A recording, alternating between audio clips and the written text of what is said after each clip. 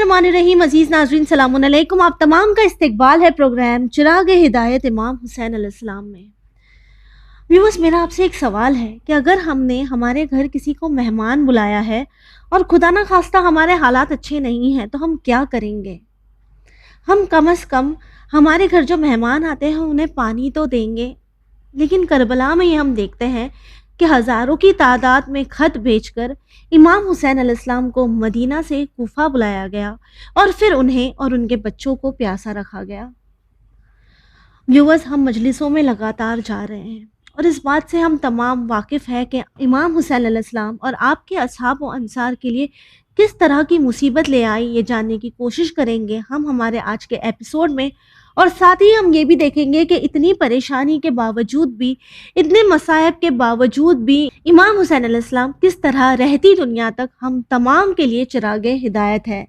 इस प्रोग्राम में हमारा साथ दे रही हैं सिस्टर सैयद अस्बी ज़हरा। आइए सबसे पहले आपका इस्तकबाल करते हैं। सिस्टर सलाम अलैकुम। वालेकुम अस्सलाम व रहमतुल्लाहि व बरकातहू।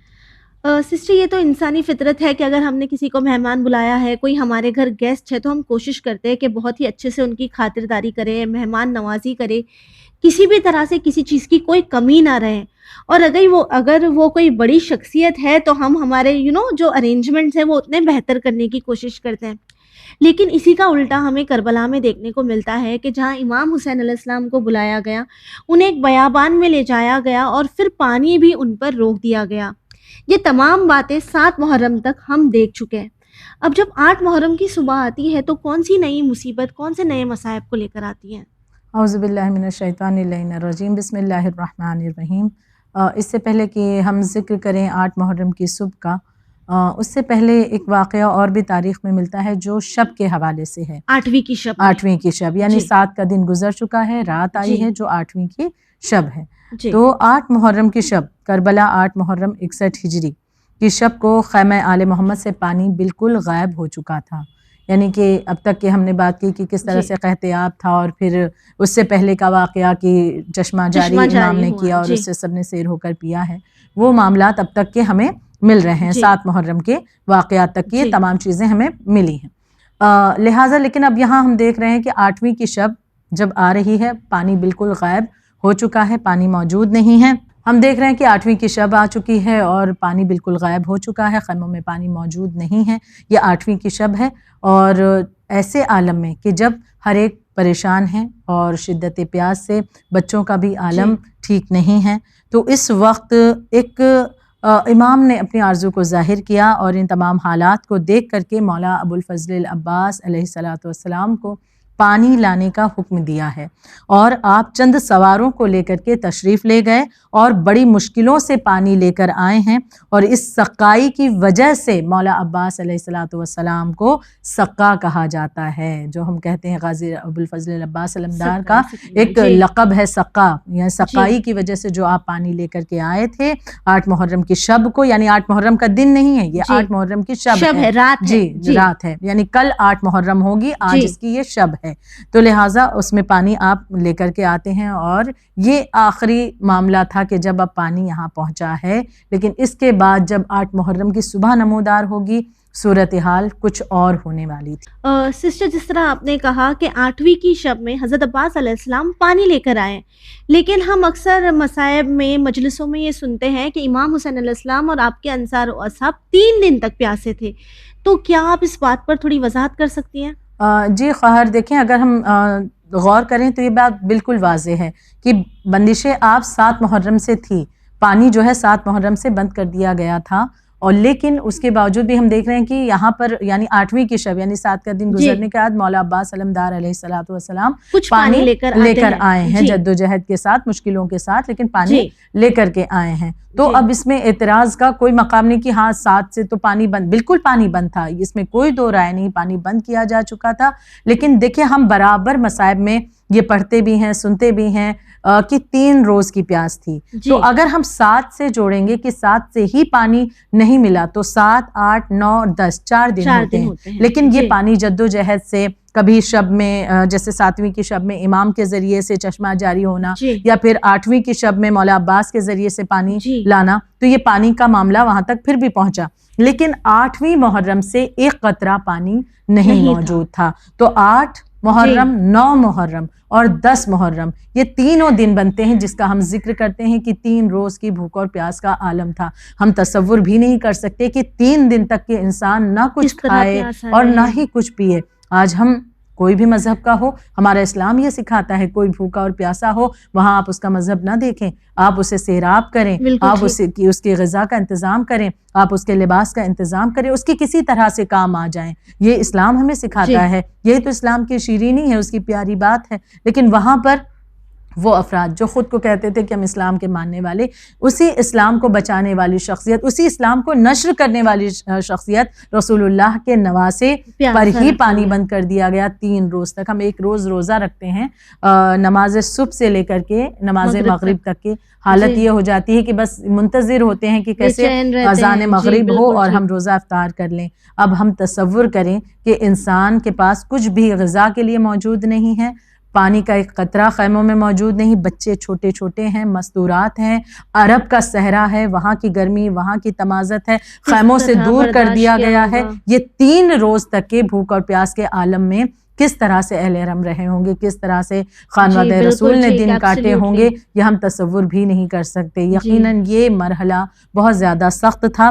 یہ بالکل واضح ہے کہ پانی کا ایک قطرہ بھی جو ہے خانوادہ رسول کو، مولا حسین، ان کے اصحاب و انصار کو نہیں ملا تھا. جی سسٹر، جس طرح آپ نے ابھی ہمیں بتایا کہ کس طرح 8ویں محرم کی شب گزر گئی اور صبح نمودار ہوتی ہے، تو 8ویں محرم کی صبح امام حسین علیہ السلام اور آپ کے اصحاب کے لیے اب کون سے نئے مصائب لے کے آتی ہے؟ یقیناً 8 محرم کی صبح وہ دن نزدیک آ رہا ہے جو مولا حسین علیہ الصلوۃ والسلام کی زندگی کا آخری دن ہوگا. مہربان، انتہائی مہربان امام کہ جنہوں نے حر کے لشکر کو ایک جانور تک کو سیراب کیا تھا، ایک فرد کو سیراب کیا، کہ جنہیں کسی کی پیاس برداشت نہیں تھی. کوئی کسی کو بھی بھوکا اور پیاسا امام نہیں دیکھ سکتے تھے. آج ان کے بچے پیاسے ہیں. اللہ تش کی صدائیں خیموں سے گونجتی ہوں گی، کیا دل پر گزرتی ہوگی یہ امام جانتے ہیں. لیکن اس عالم میں بھی امام صبر و شکر اور عبادت الہی سے کام لے رہے ہیں. ہم دیکھتے ہیں کہ 7 محرم گزر گئی، 8 محرم کی صبح نمودار ہوئی. پیاس کا غلبہ حد سے زیادہ بڑھ گیا ہے. یزید ابن حسین ہمدانی نے امام سے اجازت چاہی، یہ امام کے اصحاب میں سے تھے. تو انہوں نے امام سے اجازت چاہی کہ جا کر کے ابن سعد سے جو ہے فہمائش کریں اور اسے سمجھائیں، فہمائش کریں یعنی سمجھائیں اسے کہ وہ اس گمراہی سے باز آ جائے جو اس نے پانی کو روک رکھا ہے، بندش آپ کر رکھی ہے. امام نے انہیں اجازت دی. ابن حسین درانہ ابن سعد کے خیمے میں داخل ہو جاتے ہیں امام کی اجازت کے بعد. اور اس کے بعد یزید ابن حسین ہمدانی جن کا ذکر کیا جا رہا ہے امام کی اجازت سے، پھر یہ جا کر کے ابن سعد سے ملتے ہیں. لیکن اس طرح درانہ یعنی بالکل بغیر پوچھے ڈائریکٹ اندر خیمے میں ابن سعد کے داخل ہو جاتے ہیں، سلام بھی نہیں کرتے ہیں. اب جب وہاں پہنچتے ہیں تو ابن سعد ملعون کہتا ہے کہ تو نے مجھے سلام نہیں کیا، کیا میں مسلمان نہیں ہوں؟ یہ پلٹ کر کے کہتے ہیں کہ میں تجھے مسلمان کیسے مانوں، کہ مسلمان تو خود کو اگر کہتا ہے تو کیسے یہ ممکن ہے کہ رسول خدا کی آل پر تو نے پانی بند کر رکھا ہے، انہیں بھوکا اور پیاسا رکھا ہے، انہیں تکلیفیں دے رہا ہے، تو کس طرح سے مسلمان اپنے آپ کو کہتا ہے؟ میں تجھے مسلمان نہیں مانتا. اس کے بعد پانی کے متعلق یہ کہنے لگے کہ اس پانی کو تم نے جانوروں کے لیے، یہود و نصارہ کے لیے بھی جو ہے آزاد کر رکھا ہے. بالکل. لیکن اسی پانی کو جو ہے اہل بیت اطہار کے لیے بند کر رکھا ہے. یہ تمام باتیں ہوئیں اور انہوں نے پھر سے سمجھانے کی کوشش کی ہے اس بندش آپ کو ہٹا دے. لیکن یہ ملعون عمر سعد پلٹ کر کہتا ہے کہ یہ ہرگز ممکن نہیں ہے، کیونکہ میں بندش آب اگر ہٹاتا ہوں ملک رے میرے ہاتھوں سے چلا جائے گا اور میں ملک رے کو اپنے ہاتھوں سے جانے نہیں دینا چاہتا. پھر یہ تمام باتیں آ کر کے ابن حسین واپس آ کر کے امام سے بیان کرتے ہیں اور عمر سعد کے متعلق کہ وہ حکومت رے کی لالچ میں بالکل آمادہ ہو چکا ہے آپ کے قتل کے لیے اور جنگ کے لیے. امام کو یقین ہو گیا کہ اب جنگ ہو کر رہے گی. پھر امام نے خیموں کے گرد جو ہے خندق، یہ بھی 8 محرم کا ہی واقعہ ہے، امام نے خیموں کے گرد جو ہے خندق کھودنے کا حکم دیا تاکہ اس تدبیر سے دشمن خیمہ گاہ تک نہ پہنچ سکے. یعنی ہر انسان میں ایک غیرت پائی جاتی ہے کہ ہمارے گھر والے ہیں، ہمارے عزیز ہیں، اقربا ہیں، اگر ہم اس دنیا سے چلے جائیں تو ان کی حفاظت کے لیے کچھ انتظام کر جائیں. مولا حسین علیہ الصلوۃ والسلام جانتے تھے کہ میری شہادت کے بعد یہ ہمارے خانوادے کو یہ یزیدی ملعون میرے خانوادے کو اسیر کریں گے، اذیتیں دیں گے، لیکن پھر بھی امام کا رحم دل یقیناً تو امام نے خندق کھودنے کا حکم دیا تاکہ دشمن خیمہ گاہ تک نہ پہنچ سکے، حالانکہ کوشش کارگر ثابت نہیں ہوئی تھی۔ جی سسٹر، جس طرح ہم دیکھتے ہیں کہ بارہا امام حسین علیہ السلام کی طرف سے یا امام کے اصحاب و انصار کی طرف سے کوشش کی گئی عمر ابن سعد کو بتانے کی، سمجھانے کی، امام پر بھی سختیاں بڑھتی گئی، لیکن ہم دیکھتے ہیں کہ کئی مقامات پر اور کئی بار امام حسین علیہ السلام نے عمر ابن سعد کو نصیحت کی، اسے یہ بتانے کی کوشش کی کہ کس طرح وہ دنیا میں اس طرح ڈوب چھپا ہے کہ اسے آخرت نظر نہیں آ رہی ہے۔ تو یہ ہم جو دیکھتے ہیں کہ عمر ابن سعد کا امام کی بات نہ ماننا یا امام کی بات کا عمر ابن سعد پر اثر نہیں ہونا، لیکن پھر بھی امام کا بار بار عمر ابن سعد کو نصیحت کرنا، ہمیں کیا پیغام ملتا ہے؟ اس چیز میں کون سا درس ہے جو چھپا ہوا ہے؟ یقیناً امام کا جو قیام کا مقصد تھا وہ امام نے بالکل آغاز سے ہی واضح کر دیا تھا کہ امر بالمعروف اور نہی عن المنکر، میں نیکی کی ہدایت کے لیے چلا ہوں اور برائی سے روکنے کے لیے۔ امام نے واضح لفظوں میں کہا تھا، نہ میں حکومت کی لالچ میں چلا ہوں، نہ اقتدار کے لیے، میں اگر نکلا ہوں تو اس دین کی بقا کے لیے، امر بالمعروف کے لیے، نہی عن المنکر کے لیے، برائی کو روکنا چاہتا ہوں، اچھائی کو پھیلانا چاہتا ہوں۔ تو امام اسی کوشش کے ماتحت، اسی پیغام کے ماتحت عمر سعد کو بھی بارہا نصیحت کر رہے تھے، بار بار نصیحت کر رہے تھے کہ شاید یہ پلٹ آئے، شاید یہ پلٹ آئے۔ امام بھی جانتے تھے کہ اس کا انجام کیا ہونا ہے یا اس کے دل میں کیا کچھ موجود ہے، علم غیب رکھتے تھے، لیکن پھر بھی امام حجت تمام کر رہے تھے کہ کل کوئی یہ نہ کہہ سکے کہ اگر امام نے اسے بار بار ایک اور بار کہا ہوتا، ایک بار اور سمجھایا ہوتا، یا پھر امام نے کہا ہوتا تو وہ پلٹ آتا نہیں۔ امام نے کئی مرتبہ کوششیں کی ہیں، حجت تمام کی ہے، لیکن یہ شخص نہیں پلٹا اور بلکہ اس بات کا مذاق بناتا رہا کہ گندم رے نہیں ملتی ہے تو جو پر گزارا کر لوں گا، یہ تک کہ اس کے ملعون کے الفاظ ہیں۔ یہاں تک کہ عمر سعد کہتا ہے کہ آخرت پر میں کیسے یقین کر لوں، میں نے تو اسے دیکھا نہیں، اس دنیا کو تو میں نے دیکھا ہے، تو اس دنیا کو میں دیکھ رہا ہوں تو دیکھی ہوئی چیز کے لیے میں کوشش کروں۔ دیکھیے یہ جملہ بہت ہی امپورٹنٹ ہے، آج یہ معاشرے میں، سوسائٹی میں ایک بہت بڑا المیہ ہے، بہت بڑا غم ہے کہ اپنے آپ کو برائی کی طرف بڑھانے کے لیے ہم سماج سے یہ جملہ لے رہے ہیں اور سماج ہمیں یہ جملہ بڑی ہی خوبصورتی کے ساتھ نوالا بنا کر، لقمہ بنا کر کھلا رہا ہے کہ بھائی کیا مسئلہ ہے، جو ہم نے دیکھا نہیں ہے اس کے اوپر یقین کیسے کرتے ہو، کیا آخرت کی باتیں کرتے ہو، کیا جنت جہنم جو ہے دنیا میں ہے، یہاں مزے کر لو، زندگی کہاں دوبارہ ملنی ہے، ایک بار کی زندگی ہے، یہاں پر انجوائے کر لو، یہاں پر لطف اٹھا لو۔ یہ تمام باتیں آج بھی ہم سنتے ہیں، بالخصوص یوتھ کے حوالے سے، جب ضعیف افراد یا بزرگ افراد ہمارے گھرانے کے اپنے ایکسپیرینس شیئر کرتے ہیں اور روکتے ہیں، ٹوکتے ہیں، برائیوں سے ہمیں بچانے کی کوشش کرتے ہیں، جو لڑکیاں ہیں انہیں حجاب کی اہمیت بتاتی ہیں، اگر خواتین یا گھر کے بزرگ یا لڑکوں کو بری سنگت سے روکنے کی کوشش کرتے ہیں، اور پھر جب وہ بچے پوچھتے ہیں پلٹ کر اتنی روک ٹوک کیوں آپ کرتے ہیں، تو یہ والدین یا بزرگ یہی تو سمجھاتے ہیں کہ بھائی آخرت میں تمہارے لیے ہم بہترین ٹھکانہ چاہتے ہیں۔ تو یہ بچے بارہا یہی سماج کا یہ جملہ پیش کر دیتے ہیں کہ ہم نے جس چیز کو دیکھا نہیں، آپ اس کے لیے اتنی کوششیں، اس دنیا کو ہم دیکھ رہے ہیں، یہ زندگی کہاں دوبارہ ملنی ہے، کیوں ہم اپنی زندگی کو چھوڑ دیں۔ یہ عمر سعد کی فکر تھی۔ اگر یہ فکر رکھ کر آپ چل رہے ہیں تو آپ کیسے حسینی ہیں؟ اگر یہ فکر ہے کہ جو ہے بس دنیا ہے، آخرت کو تو ہم نے دیکھا نہیں، تو پھر یہ تو فکر عمر سعد والی ہوئی نا، پھر ہم خود کو کیسے کہہ سکتے ہیں کہ ہم حسینی ہیں، ہم عزادار ہیں۔ مولا حسین کی محبت کی معنی فقط یہ نہیں کہ فرش عزا پر ہم نے کہا کہ بھائی آج ہم نے آفس سے ذرا جلدی چھٹی لے لی کہ ایک مجلس اٹینڈ کریں گے کیونکہ ہمیں آقا حسین سے بڑی محبت ہے۔ آپ اس مجلس میں تو آ گئے، اس مجلس میں بیٹھ کر آپ نے گریا بھی کر لیا، رو بھی لیے، لیکن آپ نے کہا محبت تھی، گریا کیا، لیکن جب بات آخرت کی ہوتی ہے تو پلٹ کر اگر یہی جملہ ہم کہیں کہ آخرت کیا، جو ہے دنیا میں بھی تو کچھ دکھائے اوپر والا، یہاں پر بھی تو آرام دے دے، یہاں پر بھی سکون دے دے، سب وہاں کے لیے۔ جب یہ کہا جاتا ہے نا جملہ کہ دیکھیں مشکلات ہیں تو اللہ آخرت میں اجر دے گا، مصیبتوں میں ہے اللہ آخرت میں اجر دے گا، بعض اوقات یہی نہیں، ہمیں دنیا میں بھی ہر چیز آخرت میں کیوں، آخرت میں ہی کیوں، یہاں پر بھی تو کچھ ہمیں خدا دکھا دے۔ تو یہ تمام چیزیں اس کمزور عقیدے کی نشانی ہے جو عمر سعد والی سوچ، اس کی فکر، اس کے عقیدے کی طرف ہمیں لے جاتی ہیں۔ تو ہمیں عمر سعد کی طرف راستے پر نعوذ باللہ معاذ اللہ میں وہاں نہیں، ہمیں تو مولا حسین کی طرف آنا ہے، مولا حسین کی سوچ رکھنی ہے، آقا حسین کے چاہنے والوں کی فکر رکھنی ہے کہ جن کا آخرت پر اتنا عقیدہ تھا کہ نگاہوں کے سامنے شہید ہوتے ہوئے اپنے چاہنے والوں کو دیکھ کر بھی ہر ایک اصحاب انصار میں وہ جذبہ تھا، کتنی جلدی ہم اپنے آپ کو مولا پر قربان کر دیں. تو یقیناً یہ آخرت. اور ایک جملہ اور کہنا چاہوں گی کہ یہ بھی آپ نے خواہر سنا ہوگا اور میں نے بھی سنا ہے اکثر یہ جملہ کہ کہہ دیا جاتا ہے کہ آخرت کی جو سختیاں ہیں جب یہ ڈرانے کے لیے، دیکھیے ڈرانے سے مطلب یہ ہے کہ خوف زدہ اللہ اس لیے کرتا ہے تاکہ وہ چیزیں جو ہیں کوئی جھوٹ نہیں ہیں، حقیقت ہیں، لیکن خداوند عالم بتاتا ہے جب اسے تاکہ ان چیزوں سے، اس گمراہی سے، اس خوف سے ہم سوچ کر کے جو اپنے آپ کو آخرت سے بچا لیں. تو اس وقت یہ کہہ دیا جاتا ہے بعض اوقات کہ ٹھیک ہے جب وہ مشکل پڑے گی ہم برداشت کر لیں گے، تب کا تب دیکھا جائے گا.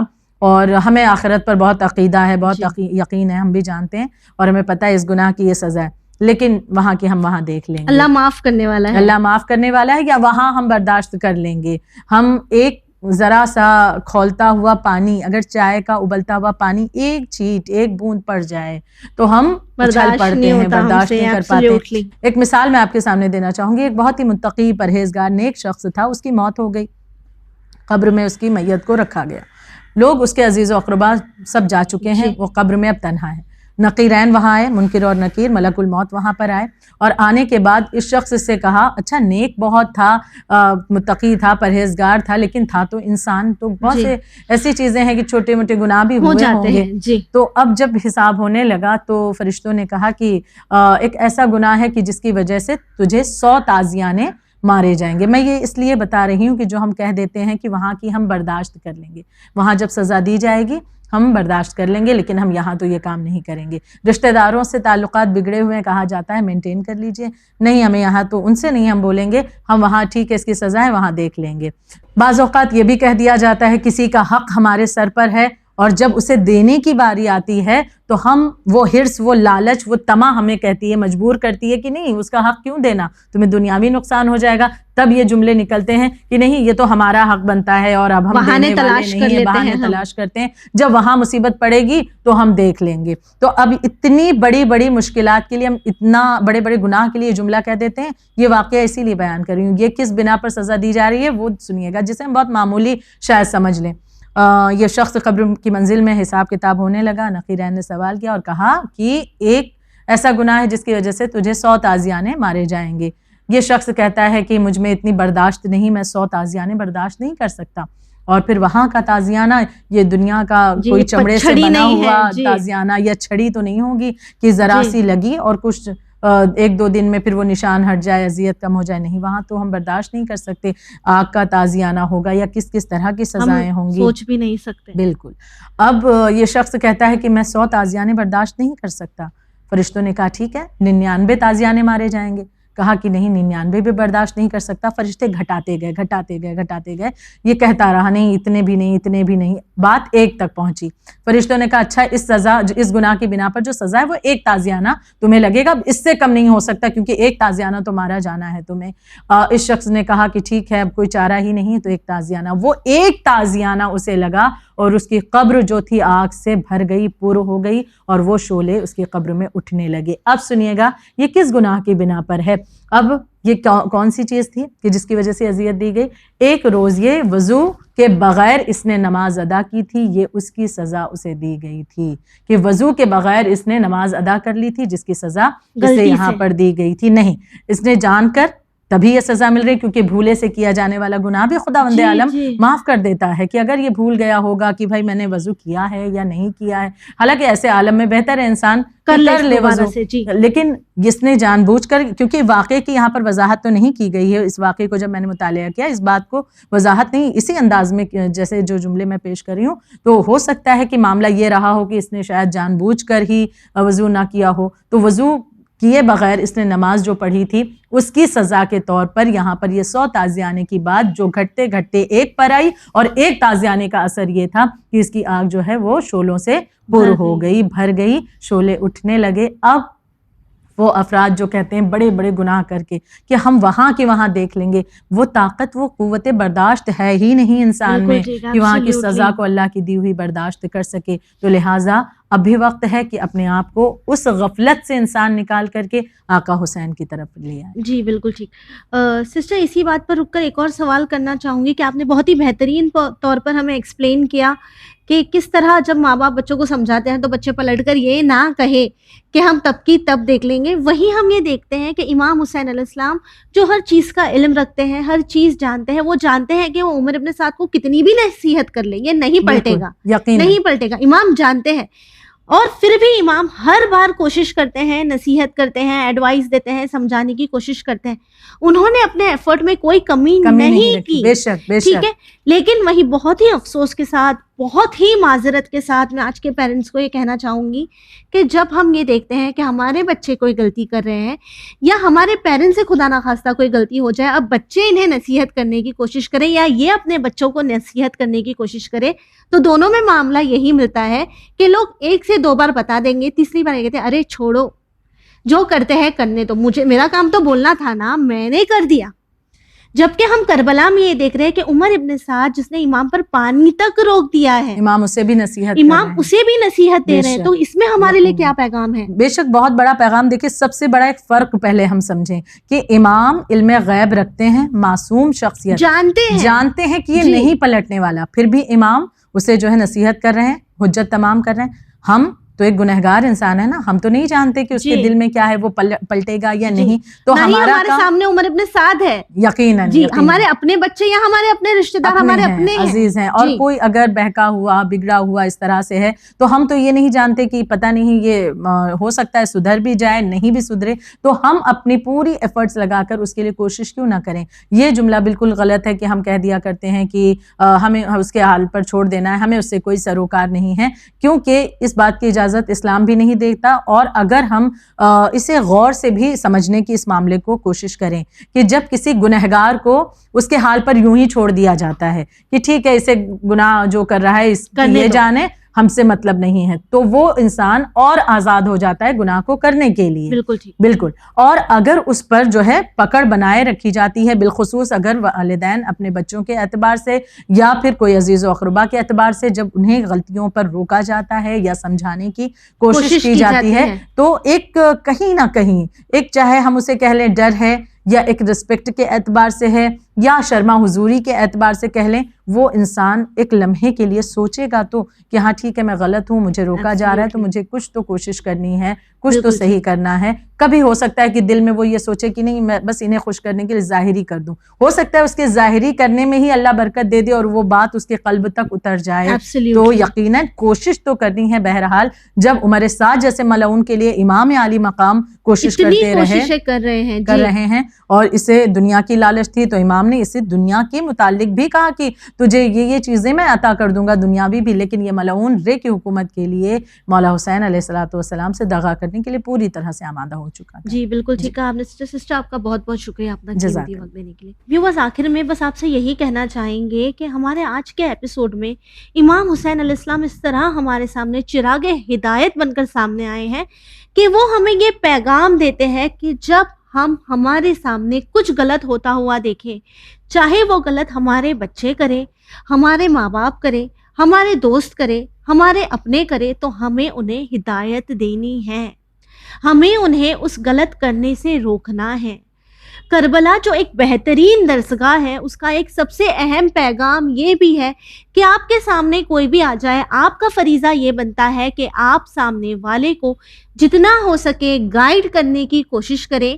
آپ اپنی طرف سے اپنا کام کریں, سامنے والے کے دل میں چینج لانا پروردگار عالم کا کام ہے.